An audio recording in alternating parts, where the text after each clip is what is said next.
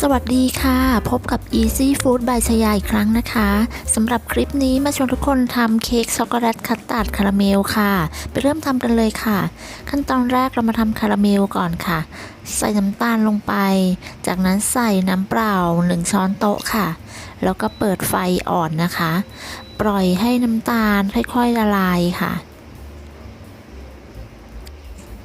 พอน้ำตาลเริ่มละลายนะคะสีก็จะเข้มขึ้นค่ะพอได้สีที่ต้องการแล้วก็ปิดไฟค่ะจากนั้นใส่น้ำร้อน1ช้อนโต๊ะค่ะเดี๋ยวเราก็จะนำคาราเมลไปใส่ในพิมพ์เค้กค่ะนำคาราเมลที่ได้นะคะไปใส่ในพิมพ์เค้กค่ะวันนี้เราใช้พิมพ์ขนาด2ปอนด์นะคะพอเทหมดแล้วก็จะกลิ้งคาราเมลให้ทั่วพิมพ์ค่ะให้คาราเมลเคลือบอยู่บนพิมพ์เค้กนะคะแบบนี้ค่ะแล้วเราก็จะปล่อยให้คาราเมลแข็งตัวนะคะพักส่วนของคาราเมลไว้ค่ะ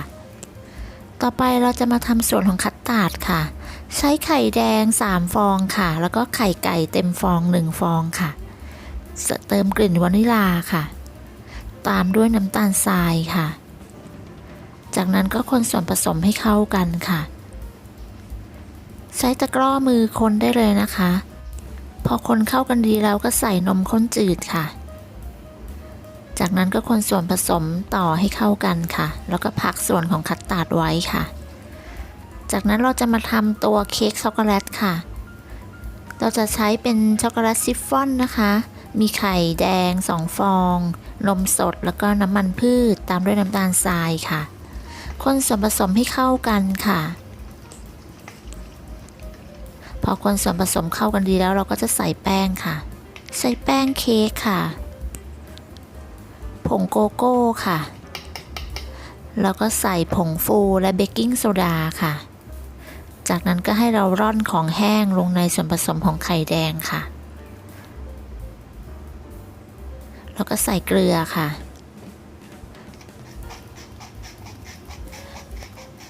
พอใส่ของแห้งเสร็จแล้วก็ให้คนส่วนผสมให้เข้ากันค่ะโดยคนอย่าให้เหลือเม็ดแป้งนะคะพอเข้ากันดีแล้วก็พักส่วนผสมของไข่แดงและแป้งไว้ค่ะเดี๋ยวเราไปตีไข่ขาวกันต่อไข่ขาวเราใช้ไข่ขาวจากไข่ไก่เบอร์2 ฟองนะคะตีให้ขึ้นฟองหยาบเล็กน้อยจากนั้นใส่ครีมออฟทาทาค่ะถ้าไม่มีครีมออฟทาทาสามารถใช้น้ำมะนาวหรือน้ำส้มสายชูแทนได้ค่ะจากนั้นก็ใส่น้ำตาลค่ะโดยทยอยแบ่งใส่ 2-3 ครั้งนะคะเราใช้สปีดกลางค่อนไปทางสูงนะคะในการตีไข่ขาวค่ะพอตั้งยอดอ่อนแล้วเราก็จะใช้ความเร็วต่ำตีต่อ30วิเพื่อตัดอากาศค่ะเสร็จเราก็นำส่วนผสมของไข่ขาวค่ะมาใส่ในส่วนผสมของไข่แดงและแป้งที่เราทำไว้นะคะโดยทยอยแบ่งใส่2 ครั้งค่ะใช้ตะกร้อมือคนให้เข้ากันได้เลยค่ะ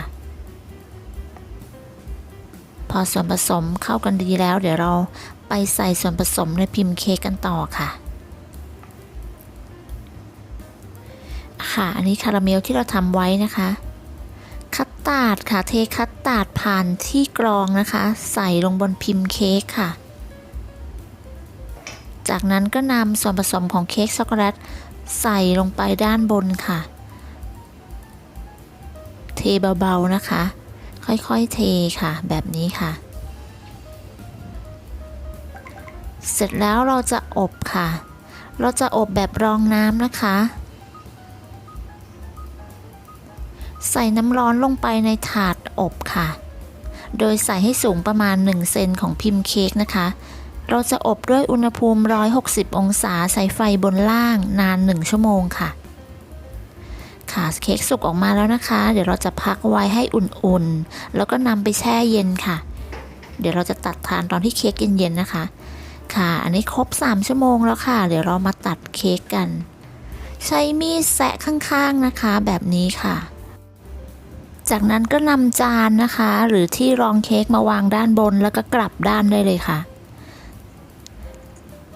หน้าตาสวยงามน่ารับประทานมากเลยค่ะทุกคนสีคาราเมลกับสวยกำลังดีเลยค่ะเดี๋ยวเรามาตัดชิมกันนะคะ ค่ะใช้มีดตัดเค้กกดลงไปได้เลยค่ะเนื้อเค้กจะนุ่มนะคะแล้วก็ฉ่ำมากเลยค่ะพอตัดเสร็จแล้วเดี๋ยวเรามาชิมกันนะคะค่ะสีสันสวยงามค่ะน่ารับประทานมากเลยนะคะค่ะไปชิมพร้อมกันเลยค่ะในส่วนของตัวเค้กช็อกโกแลตเนี่ยเราจะทำแบบหวานน้อยนะคะเพราะว่าเราจะได้ความหวานจากคาราเมลแล้วก็คัสตาร์ดอยู่แล้วนะคะเพราะฉะนั้นเนี่ยมันก็จะได้ความลงตัวมากๆเลยค่ะความหวานจากคัสตาร์ดคาราเมลนะคะทานคู่กับเค้กช็อกโกแลตแบบนี้ค่ะอร่อยลงตัวมากเลยค่ะเพื่อนๆอย่าลืมลองทำกันดูนะคะไม่ยากอย่างที่คิดเลยนะคะขอบคุณสำหรับการรับชมคลิปนี้นะคะสำหรับใครที่ยังไม่ได้กดติดตาม Easy Food by ชยาฝากกดไลค์กดแชร์กดติดตามเพื่อเป็นกำลังใจในการทำคลิปครั้งต่อไปให้เราด้วยนะคะสำหรับวันนี้สวัสดีค่ะ